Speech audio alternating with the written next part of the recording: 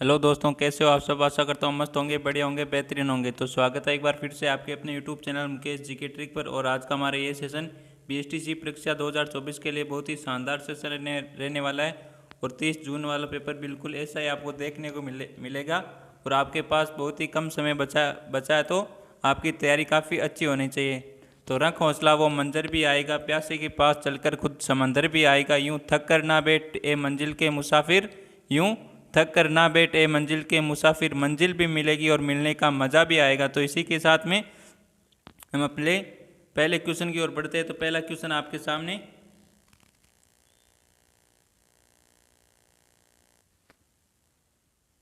राजस्थान की सबसे प्राचीनतम जनजाति कौन सी है। तो इनमें से राजस्थान की सबसे प्राचीन जनजाति कौन सी है। तो ऑप्शन है मीणा, ग्रासिया, भील, सैरिया। तो इनमें से कौन सा आंसर राइट हो जाएगा, एक बार सभी आंसर कर दो। इसका क्या आंसर हो जाएगा। तो एक बार सभी आंसर करेंगे कमेंट में, और एक बार सभी सेशन को शेयर कर दो अपने दोस्तों के साथ, ताकि वे भी जुड़ जाए। और सेशन को लाइक कर दो फटाफट सभी, और आ जाओ सभी के सभी सेशन में जुड़ जाओ। तो राजस्थान की सबसे प्राचीन जनजाति कौन सी है।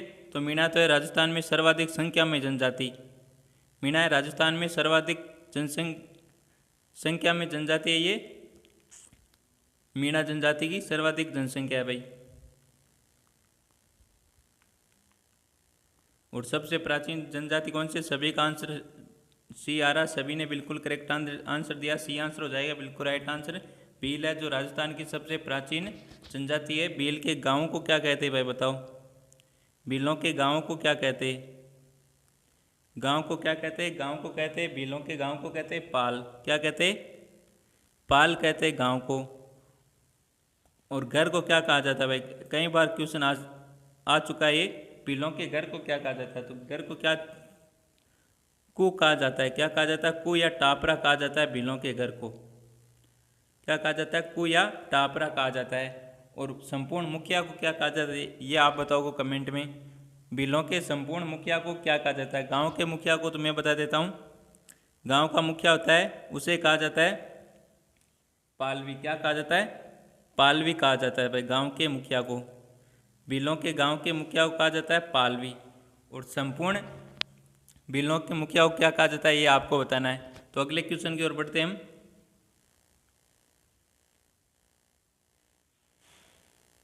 तो अगला क्वेश्चन है, मारवाड़ में दामनी क्या है। तो मारवाड़ में दामनी क्या है। तो ऑप्शन आपके सामने, ओढ़नी का एक प्रकार, कलात्मक जूतियाँ, एक राजस्व कर, सिंचाई करने का औजार। तो यहाँ पर कौन सा आंसर बिल्कुल राइट आंसर हो जाएगा।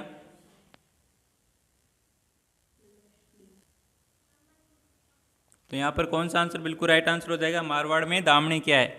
तो यहाँ पर जिसने भी ए आंसर दिया उन सभी का बिल्कुल राइट आंसर हो जाएगा। मारवाड़ में दामनी क्या है, ओढ़नी का एक प्रकार है। किसका है, ओढ़नी का एक प्रकार। ए आंसर जिसने भी दिया उन सभी का बिल्कुल राइट आंसर हो जाएगा। तो मारवाड़ में दामनी क्या है, एक ओढ़नी का प्रकार है। तो ए आंसर जिसने भी दिया उन सभी का बिल्कुल राइट आंसर हो जाएगा। ओढ़नी का एक प्रकार है दामनी। नेक्स्ट क्वेश्चन है। तो क्वेश्चन को देखने से पहले एक जरूर सूचना दे देता हूं आपको मैं।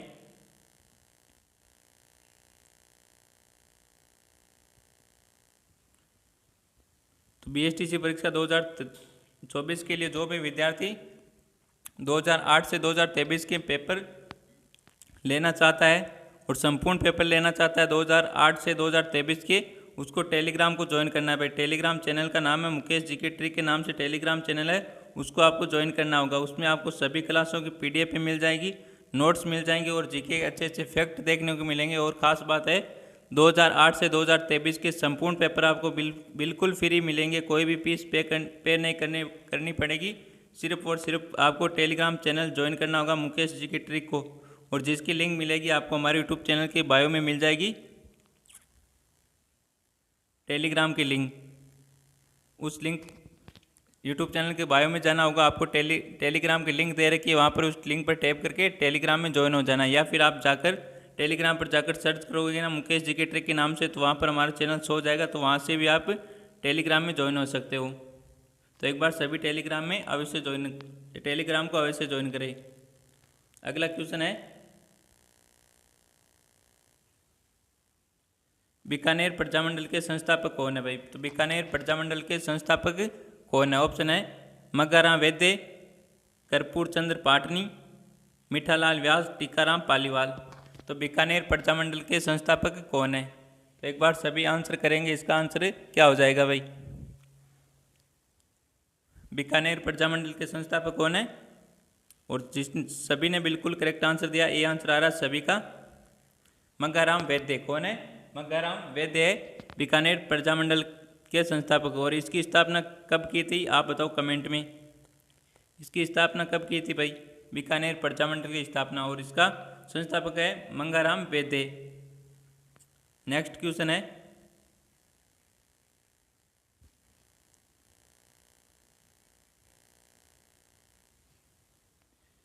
मादलिया पहना जाता है, तो मादलिया कहाँ पर पहना जाता है भाई? ये आभूषण है एक मादलिया, ये कहाँ पर पहना जाता है? ऑप्शन है भुजाओं में, ललाट में, गले में या कलाई में। तो मादलिया आभूषण है एक कहाँ पर पहना जाता है ये बताओ आप। ऑप्शन आपके सामने, भुजाओं में, ललाट यानी सिर पर, कहाँ पर? सिर पर, गले पर या फिर कलाई में। तो मादलिया आभूषण कहाँ पर पहना जाता है? और सभी ने बिल्कुल करेक्ट आंसर दिया। यहाँ पर सी आंसर सभी का बिल्कुल राइट आंसर हो जाएगा। मादलिया आभूषण है ये गले में पहना जाता है। कि कहाँ पर पहना जाता है? गले में पहना जाता है। तो सी आंसर सभी ने बिल्कुल राइट आंसर दिया है। बहुत ही बढ़िया दोस्तों, सभी का बिल्कुल राइट आंसर हो जाएगा यहाँ पर सी आंसर। मादलिया आभूषण है ये जो आभूषण है ये गले में पहना जाता है। कहाँ पर पहना जाता है? गले में पहना जाता है।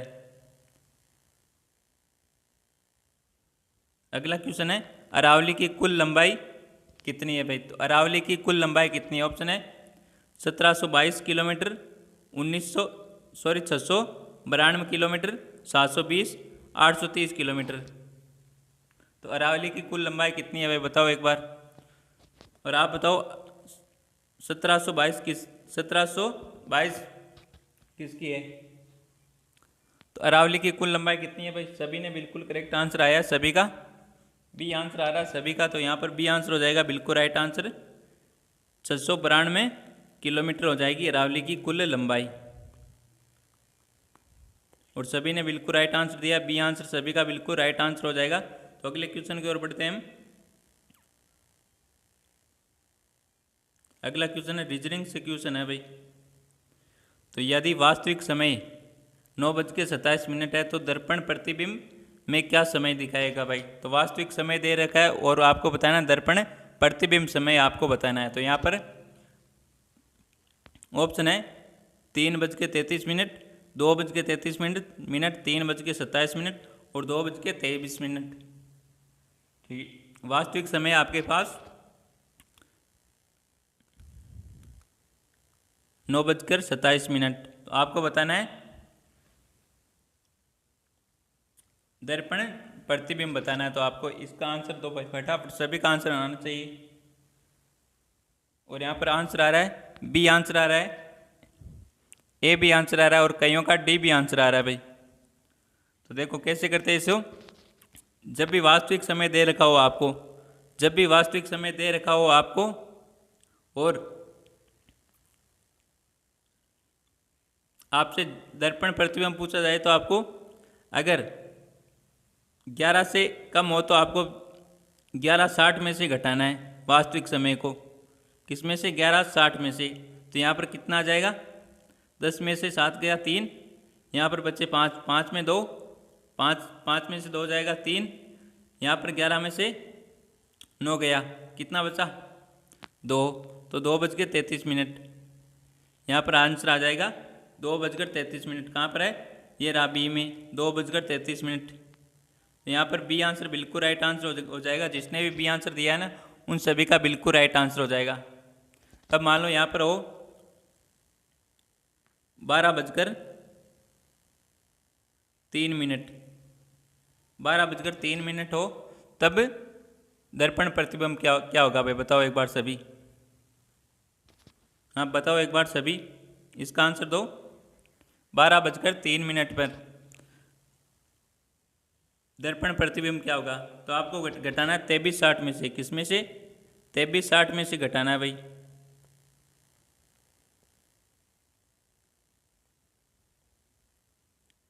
तेईस 60 में से घटाना आपको तो यहाँ पर कौन सा आंसर आ जाएगा?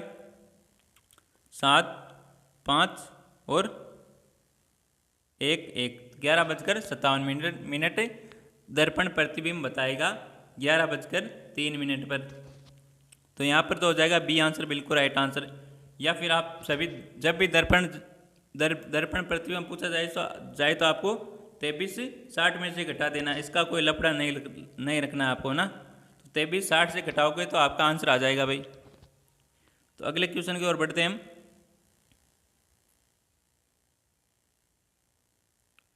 अगला क्वेश्चन है बहुत ही शानदार क्वेश्चन है, कई बार एग्जाम में पूछा गया क्वेश्चन है ये। रामदेव जी की शिष्या जो सिख की जाति की कुलदेवी है, तो रामदेव जी की शिष्या कौन थी भाई बताओ एक बार? जो सिरवी जाति की, किस जाति की? सिरवी जाति की कुलदेवी है। तो ऑप्शन है आवड़ माता, आशापुरा माता, आई माता और करणी माता। तो यहाँ पर कौन सा आंसर बिल्कुल राइट आंसर हो जाएगा? रामदेव जी की शिष्या जो सिरवी जाति की कुलदेवी है। तो करणी माता का मंदिर कहाँ पर है भाई? सभी को मालूम है, देशनोक बीकानेर में। कहाँ पर है? देशनोक बीकानेर में। और रामदेव जी की शिष्या थी आई माता।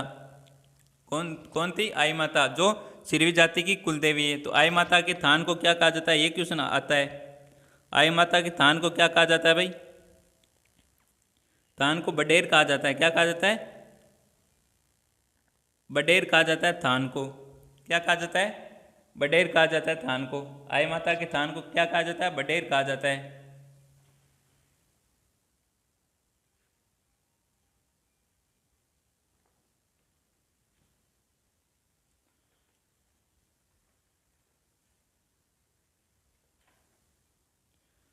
तो यहाँ पर बी आंसर बिल्कुल राइट आंसर हो जाएगा। जिसने भी बी आंसर दिया ना उन सभी को बिल्कुल राइट आंसर हो जाएगा। रामदेव जी की शिष्या थी आई माता, और ये आई माता है सिरवी जाति की कुलदेवी है। और आई माता के थान को क्या कहा जाता है? बडेर कहा जाता है। क्या कहा जाता है? बडेर कहा जाता है। अगला क्वेश्चन रीजनिंग से आ गया भाई। अंग्रेजी वर्णमाला में आई के दाएं सातवां अक्षर क्या होगा भाई बताओ? आई के दाएं सातवां अक्षर क्या होगा? तो ऑप्शन है एल, पी, क्यू और आर। तो इनमें से कौन सा आंसर राइट हो जाएगा भाई? अंग्रेजी वर्णमाला में आई के दाएं सातवां अक्षर कौन सा होगा भाई बताओ एक बार सभी। तो आई आता है कितने नंबर पे? आई आता है कितने पे? 9 नंबर पे। 9 से दाएं, तो आई से 7वें दाएं है ना। आई आता है 9 पे, इससे 7 आगे, तो 9 + 7 कितने हो जाएगा? 9 + 7 16। 16 पे क्या आता है? 16 पे आता है पी। क्या आता है? पी। तो आई से 7वां पी हो जाएगा। तो यहाँ पर बी आंसर बिल्कुल राइट आंसर हो जाएगा। जिसने भी बी आंसर दिया उन सभी का बिल्कुल राइट आंसर हो जाएगा। तो भाई आई कितने नंबर पे आता है? आई 9 पे आता है। 9 आई के बाएं इधर ही होता है, बाएं 7वां अक्षर हो जाएगा पी। 9 और 7 16 पे आ जाता है पी। तो यहाँ पर बी आंसर जिसने भी दिया उन सभी का हो जाएगा बिल्कुल राइट आंसर। बहुत ही बढ़िया दोस्तों, सभी ने बिल्कुल राइट आंसर दिया है भाई।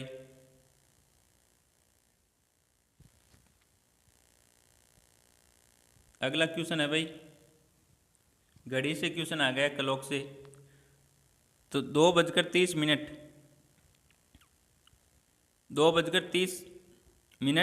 घड़ी की दोनों सुइयों के बीच का कोण क्या होगा भाई? तो घड़ी के दोनों सुइयों के बीच कोण कितना होगा भाई? कितने बजे? 2:30 बजे, 2:30 पे। तो ऑप्शन आपके सामने 105 डिग्री, 115 डिग्री, 95 डिग्री और 135 डिग्री। तो इसका आंसर दो फटाफट, क्या आंसर हो जाएगा इसका? तो एक बार सभी आंसर कर दो, इसका क्या आंसर हो जाएगा भाई?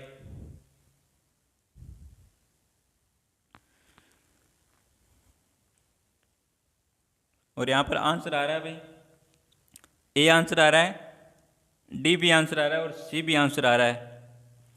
तो आपको कोण याद करने का मैंने सूत्र बताया था, क्या बताया था?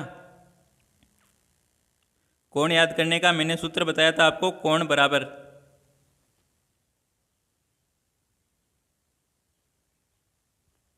11 × minute. 11 into minute minus 60 into बजे, 60 इंटू बजे बट्टा बट्टे में कितना 2। तो अब कर लो यहाँ पर 11 इंटू मिनट, मिनट कितनी है 30 माइनस 60 इंटू बजे, बजे कितने हैं 2,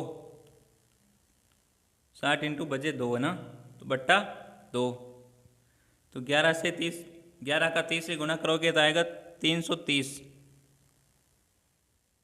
और माइनस 60 का 2 से करोगे तो 120 आएगा बट्टे में 2। तो इनमें इन्हें माइनस करोगे तो कितना आएगा भाई बताओ एक बार, कितना आएगा 210 आएगा इनको माइनस करने पर, 210 बट्टा 2। तो यहाँ पर आंसर आ जाएगा कितना 105, कितना 105 डिग्री। तो कितने का बनेगा भाई कोण, आपको कोण याद करने के लिए केवल ये सूत्र याद करना है, 11 इंटू मिनट माइनस 60 इंटू बजे बट्टे में 2।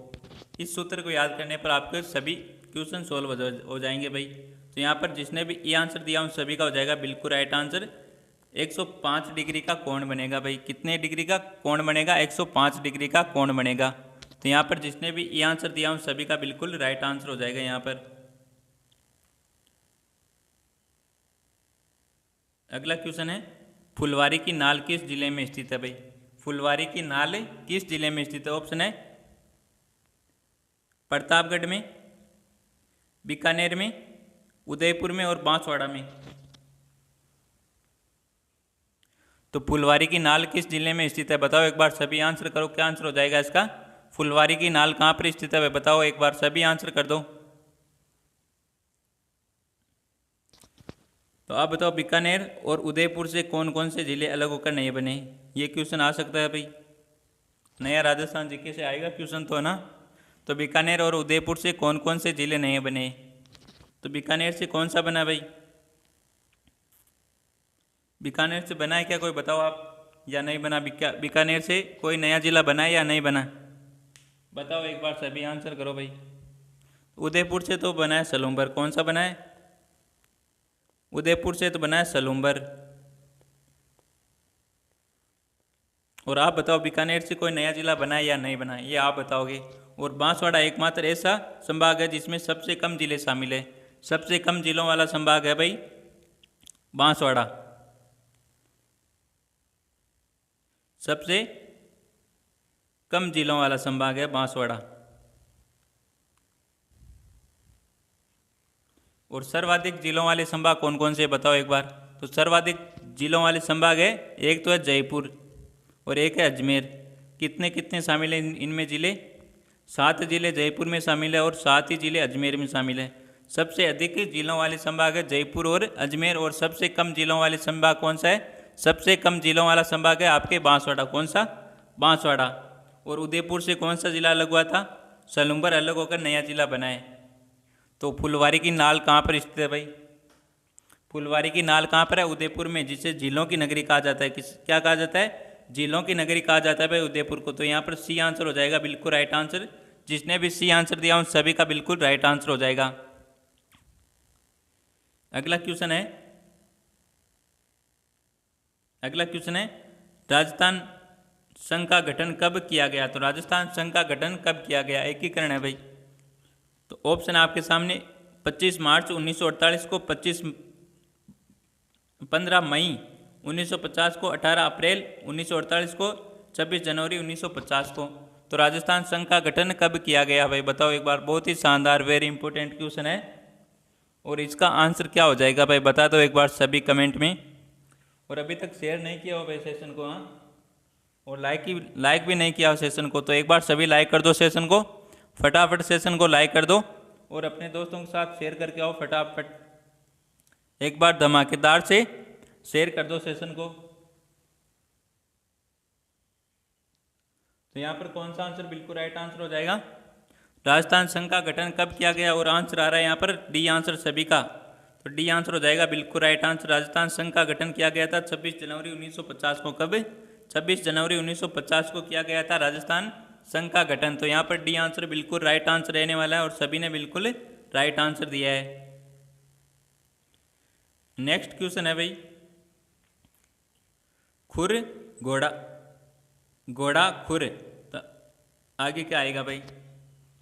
तो घोड़े के क्या होते हैं? खुर होते हैं। उसी प्रकार ऑप्शन आपके सामने, मनुष्य, पैर, कुत्ता, काला, पैसे, रुपया, और पेन, पेंसिल। तो जिस प्रकार घोड़े के खुर होते हैं उसी प्रकार मनुष्य के क्या होते हैं? पैर होते हैं भाई। क्या होते हैं? मनुष्य के पैर होते हैं। तो यहाँ पर ए आंसर होने वाला बिल्कुल राइट आंसर। जिसने भी ए आंसर दिया उन सभी का बिल्कुल राइट आंसर हो जाएगा। देखो भाई, घोड़े के जिस प्रकार खुर होते हैं उसी प्रकार मनुष्य के पैर होते हैं। कुत्ता काला होता है क्या? तो कुत्ता तो कई रंग के होते हैं। और पैसे, रुपए, और पेन, पेंसिल, ये तो नहीं होगा ना। तो यहाँ पर मनुष्य के क्या होते हैं? पैर होते हैं। जिस प्रकार घोड़े के खुर होते हैं उसी प्रकार मनुष्य के पैर होते हैं। तो यहाँ पर ये आंसर बिल्कुल राइट आंसर रहने वाला है। अगला क्वेश्चन है भाई, बहुत ही शानदार क्वेश्चन है, इसका आंसर दो आप। तो क्वेश्चन है, एक कूट भाषा में लव को 1357 लिखा जाता है, तो हेट को 2467 लिखा जाता है, तो उसी कूट भाषा में 6417 संख्या का अर्थ क्या होगा भाई? तो लव को लिखा जाता है, क्या लिखा जाता है? लव को लिखा जाता है 1357। कितना? 1357। और हेट को लिखा जाता है भाई कितना?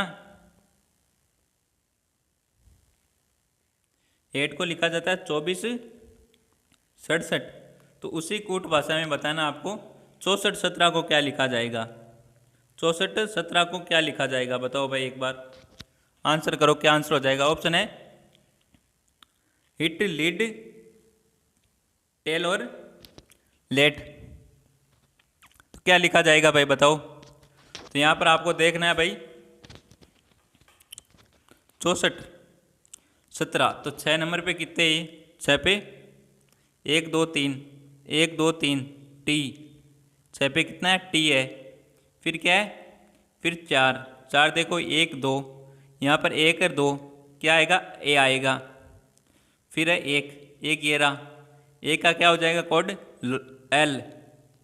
फिर क्या है? फिर 7 का क्या हो जाएगा? 4 नंबर पे 1 2 3 4, 1 2 3 4, तो यहाँ पर ई हो जाएगा।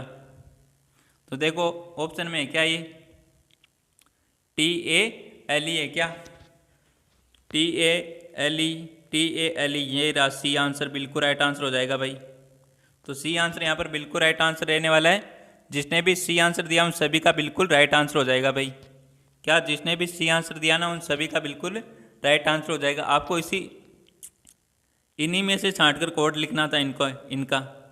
जब संख्या सेम हो ना, देखो इसमें भी 3 है, इसमें 2 है, इसमें भी 6 है, इसमें भी 4 है, इसमें भी 1 है और इसमें भी 7 है। तो इसी प्रकार से क्वेश्चन को हल करना है आपको ना। जब ये संख्या दे रखी हो दोनों में कहीं पर भी पूछी जाए संख्या, वो दोनों में कहीं दे रखी है, तो आपको सेम मिलान करना है और कुछ नहीं करना है। तो यहाँ पर सी आंसर बिल्कुल राइट आंसर रहेगा भाई। जिसने भी सी आंसर दिया उन सभी का बिल्कुल राइट आंसर हो जाएगा। अगला क्वेश्चन है भाई, मारवाड़ का प्रताप किसे कहा जाता है? तो मारवाड़ का प्रताप किसे कहा जाता है? ऑप्शन है रावचंद्र सेन को, राव राय सिंह को, राव मालदेव को, राव चेत सिंह को। तो मारवाड़ का प्रताप किसे कहा जाता है? सभी को मालूम है भाई, रावचंद्र सेन को। किसे कहा जाता है? रावचंद्र सेन को कहा जाता है। ए आंसर यहाँ पर बिल्कुल राइट आंसर रहने वाला है। क्या? ए आंसर बिल्कुल राइट आंसर रहने वाला है। मारवाड़ का चंद्रसेन, मारवाड़ का प्रताप कहा जाता है रावचंद्र सेन को। क्या कहा जाता है? रावचंद्र सेन को मारवाड़ का प्रताप। अगला क्वेश्चन है भाई, जिस तरह उड़ान तोता से संबंधित है उसी प्रकार रेंगना किससे संबंधित है भाई? तो जिस प्रकार तोता उड़ता है उसी प्रकार रेंगता कौन है भाई? सांप रेंगता है ना। ये आंसर बिल्कुल राइट आंसर रहने वाला है। तो सांप रेंगता है, खरगोश नहीं रेंगता है, मछली भी नहीं रेंगती है और घड़ियाल भी नहीं रेंगता है। तो यहाँ पर सी ए आंसर रहने वाला है बिल्कुल राइट आंसर। जिस प्रकार उड़ान तोता से संबंधित है उसी प्रकार रेंगना सांप से संबंधित है। ए आंसर करेक्ट आंसर रहने वाला है यहाँ पर।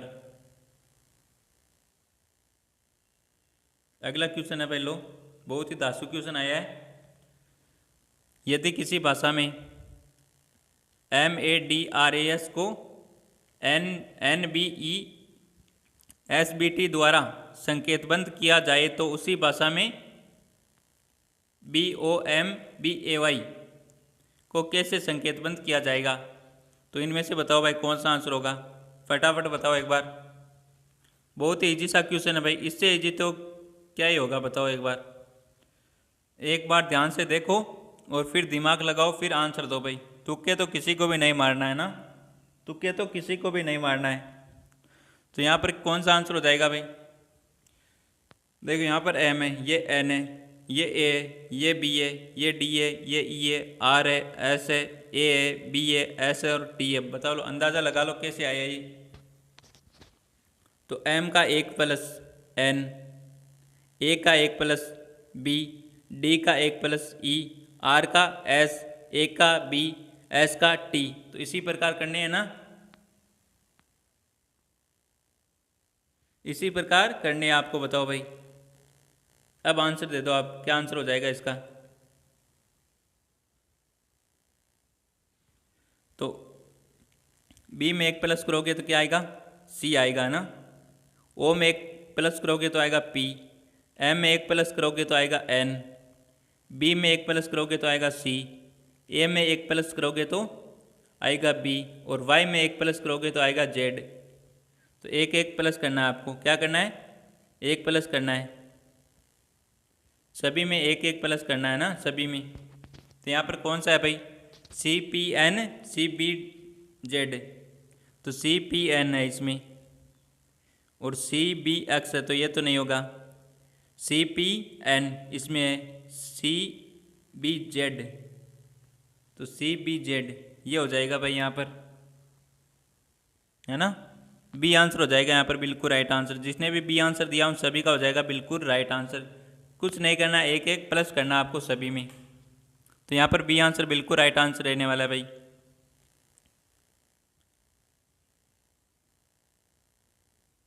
अगला क्वेश्चन है भाई, यदि आपके विद्यालय में क्रिकेट टीम जीत जाती है तो इसका श्रेय आप किसे देंगे? मान लो आपके विद्यालय में कोई क्रिकेट की टीम है, वो जीत जाती है, तो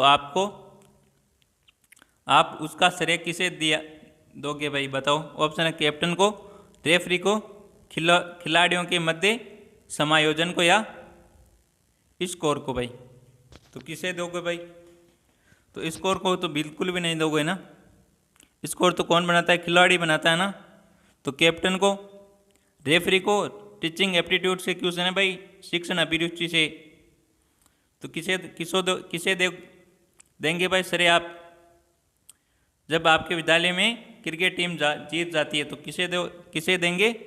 खिलाड़ियों के मध्य समायोजन को। किसे देंगे? खिलाड़ियों के मध्य समायोजन को। तो यहाँ पर सी आंसर बिल्कुल राइट आंसर रहने वाला भाई। जिसने भी सी आंसर दिया है उन सभी का बिल्कुल राइट आंसर आ रहा है। तो ए भी आंसर आ रहा था यहाँ पर। ए सही तो अपन कुछ सही है, ज़्यादा सही नहीं, कुछ सही है। ए कैप्टन को, कैप्टन अच्छा होगा तो भी खिलाड़ी अच्छे खेलेंगे, यानी कैप्टन ही वो अच्छा नहीं हो और खिलाड़ी अच्छे हो तो खिलाड़ियों के ज़्यादा सही ये रहेगा भाई सी आंसर। ज़्यादा सही ये रहेगा सी आंसर, खिलाड़ियों के मध्य समायोजन को। अगला क्वेश्चन है,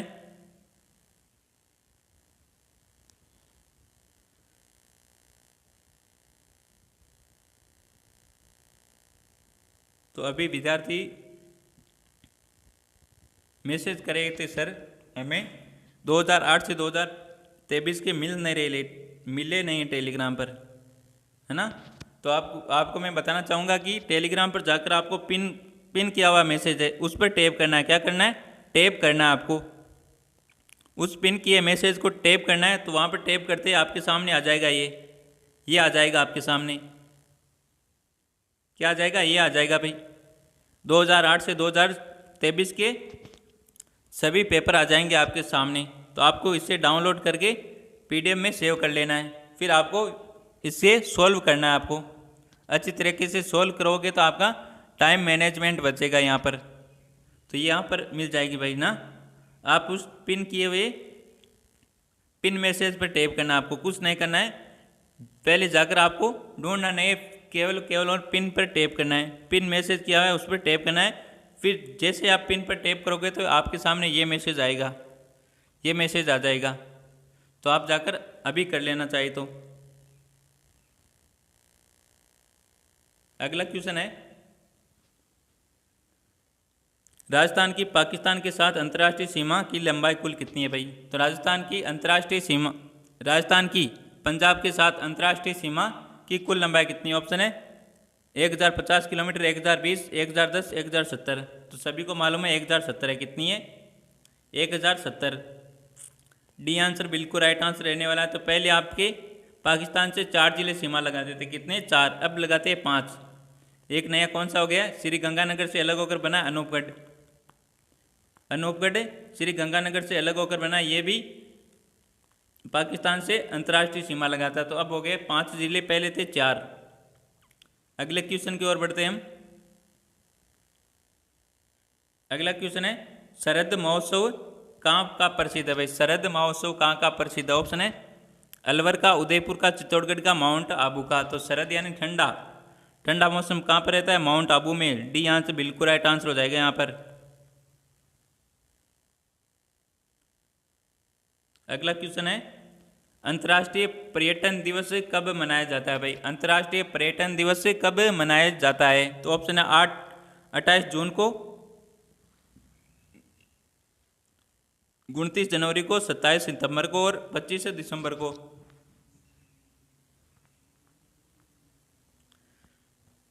तो अंतर्राष्ट्रीय पर्यटन दिवस का कब मनाया जाता है? 27 सितंबर को मनाया जाता है। कब मनाया जाता है? 27 सितंबर को मनाया जाता है भाई। सी आंसर जिसने भी दिया उन सभी का हो जाएगा बिल्कुल राइट आंसर। बिल्कुल ऐसे क्वेश्चन आएंगे भाई आपसे, आपके एग्जाम में। और लास्ट में कमेंट में बताना आपने कितने क्वेश्चन सही किए, इनमें से कितने क्वेश्चन आपने सही किए, ये आपको लास्ट में कमेंट में बताना है भाई। अगला क्वेश्चन है, ग्रासिया जनजाति का सर्वाधिक किस जिले में? तो ग्रासिया जनजाति सर्वाधिक किस जिले में है भाई? ऑप्शन है बाड़मेर में, सिरोही में, उदयपुर में और डूंगरपुर में। तो ग्रासिया जनजाति सर्वाधिक किस जिले में है भाई? बताओ एक बार, सभी आंसर करो इसका, क्या आंसर हो जाएगा इसका? सभी का बिल्कुल राइट आंसर आना चाहिए भाई। ग्रासिया जनजाति है राजस्थान की सबसे बड़ी तीसरी जाति है भाई, सबसे बड़ी तीसरी जाति है। कितनी है? 3 नंबर पे है भाई, 3rd। तीसरी सबसे बड़ी जनजाति है ग्रासिया जनजाति।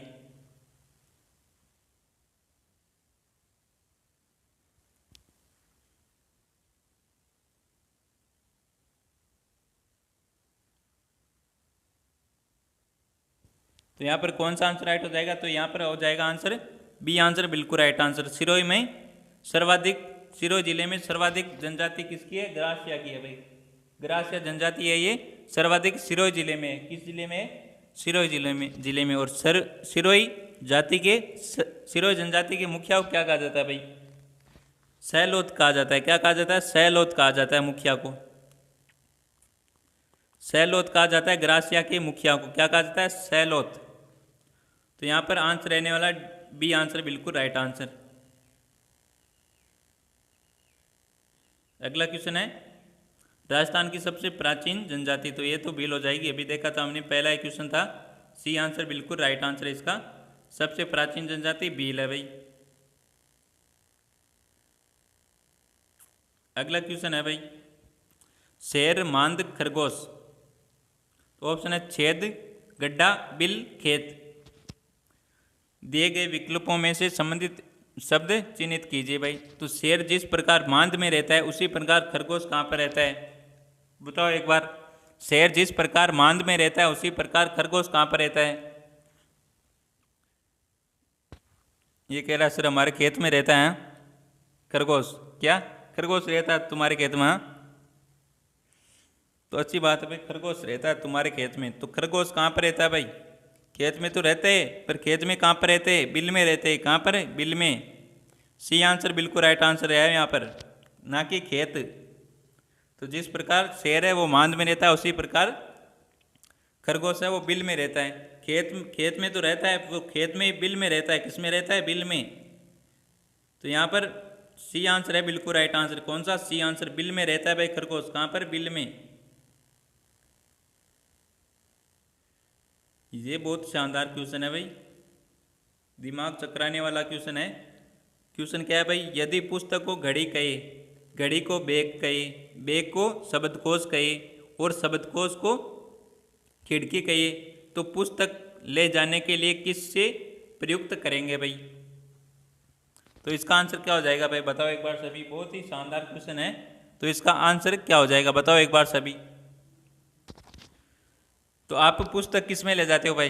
हैं, बैग में ले जाते हो ना। तो यहाँ पर बैग किसे कहा गया भाई बताओ। तो यदि पुस्तक को घड़ी कहे, घड़ी को बैग क्या कहे, घड़ी को बैग कहे, तो आंसर आ रहा है यहाँ पर बी आंसर। बी नहीं होगा भाई। तो घड़ी को हम बैग कह रहे हैं भाई, बैग, घड़ी को कह रहे हैं बैग, ना कि बैग को। तो बैग को शब्दकोश कहा जाए, तो बैग को क्या कहते हैं, शब्दकोश। तो यहाँ पर ये आंसर हो जाएगा शब्दकोश। कहाँ पर है, सी में है भाई।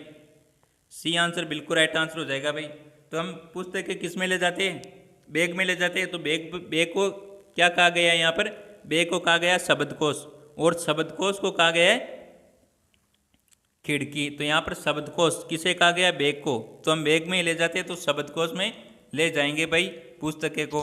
तो यहाँ पर सी आंसर हो जाएगा बिल्कुल राइट आंसर। कौन सा, सी वाला आंसर हो जाएगा यहाँ पर बिल्कुल राइट आंसर। अगला क्वेश्चन है, हिंदी से है भाई क्वेश्चन। लंबोदर में कौन सा समास है? ऑप्शन है तत्पुरुष समास, बहुवीर्य समास, द्विगु समास और कर्मधारय समास। तो लंबोदर में, तो द्विगु में तो संख्या पद आता है भाई, संख्यावाचक शब्द आता है पहले ही पद में, जैसे चौराहा, चार रास्तों का समूह है ना। और लंबोदर, लंबा है उधर जिसका, क्या है, लंबा है उधर जिसका श्री गणेश। तो कर दो भाई इस क्वेश्चन का श्री गणेश, श्री गणेश। तो लंबा है उधर जिसका श्री गणेश, इसमें कौन सा भाई, भाई बहुवीर्य समास है यहाँ पर। बी आंसर जिसने भी दिया है उन सभी का बिल्कुल राइट आंसर रहने वाला। तो इसी बात पर श्री गणेश कर दो भाई सभी को, सभी को, यानी इस क्लास को लाइक कर दो भाई, इस क्लास का श्री गणेश करके लाइक कर दो भाई, सभी लाइक कर दो। और यूट्यूब चैनल को अभी तक सब्सक्राइब नहीं किया तो यूट्यूब चैनल को सब्सक्राइब कर लो भाई, यूट्यूब चैनल को श्री गणेश कर लो भाई सभी, यानी सब्सक्राइब कर लो और लाइक कर दो, सेशन को शेयर कर दो अपने दोस्तों के साथ। अगला क्वेश्चन है, एक छात्र कक्षा में आपको शिक्षक के रूप में गाली दे तो आप क्या करेंगे भाई? एक छात्र कक्षा में आपको शिक्षक के रूप में गाली दे तो आप क्या करोगे भाई? गुस्से में आग बबूला होंगे, बदले में छात्र को गाली देंगे, कारण का पता लगाएंगे, या छात्र को ऐसा न करने के लिए समझाएंगे। शिक्षण अभिरुचि से क्वेश्चन है भाई आपको ना एग्जाम में शिक्षण अभिरुचि और रीजनिंग की आपकी नैया पार लगाएगी भाई। रीजनिंग और शिक्षण अभिरुचि आपको आपकी एग्जाम में नैया पार लगाएगी। जीके तो आप किसी से भी कवर नहीं होता है भाई, जीके बीएसटीसी में कोई लिमिट नहीं है भाई। तो कोई बाहर से भी क्वेश्चन आ सकता है, तो आप कह नहीं सकोगे भाई ये क्वेश्चन बाहर से आ गया है, तो इसका कोई लिमिट सिलेबस नहीं है जीके का। तो आपकी नया लगाएंगी रीजनिंग और टीचिंग एप्टीट्यूड, यानी शिक्षण अभिरुचि नया लगाएगी। तो इसका आंसर क्या हो जाएगा? आंसर आ रहा है डी भी आंसर आ रहा है और सी भी आंसर आ रहा है भाई। तो एक छात्र कक्षा में आपको शिक्षक के रूप में गाली दे तो आपको छात्र को ऐसा न करने के लिए समझाएंगे नहीं भाई, पहले कारण का पता लगाएंगे फिर समझाएंगे। क्या लगाएंगे? पहले कारण का पता लगाएंगे फिर उसे समझाएंगे, ना कि पहले समझाएंगे। पहले कारण का पता लगाएंगे भाई, क्यों गाली काट रहा है ये और किस वजह से गाली काट रहा है। तो यहाँ पर सी आंसर बिल्कुल राइट आंसर रहने वाला है, पहला सी आंसर बिल्कुल राइट आंसर हो जाएगा।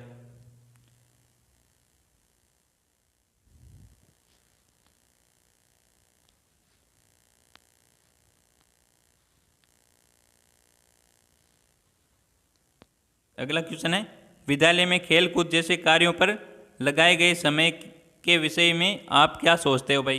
तो मान लो आपको स्कूलों में खिलाया जाता है, खेल कूद जैसे कार्य लगाए जाते, तो उस समय में विषय में आप क्या सोचते हो भाई? खेल कूदने के लिए आप क्या सोचते हो भाई बताओ? ऑप्शन आपके सामने, समय का सदुपयोग है, दुरुपयोग है भाई। यह समय और उपयोगी कार्यों में लगाया जाना चाहिए। यह समय का उपयोग है, यह समयों का सदुपयोग है भाई। तो यहाँ पर कौन सा आंसर बिल्कुल राइट आंसर हो जाएगा? इस क्वेश्चन का आंसर आपको देना है कमेंट में। किस में देना है? सभी को कमेंट में देना है इस क्वेश्चन का आंसर।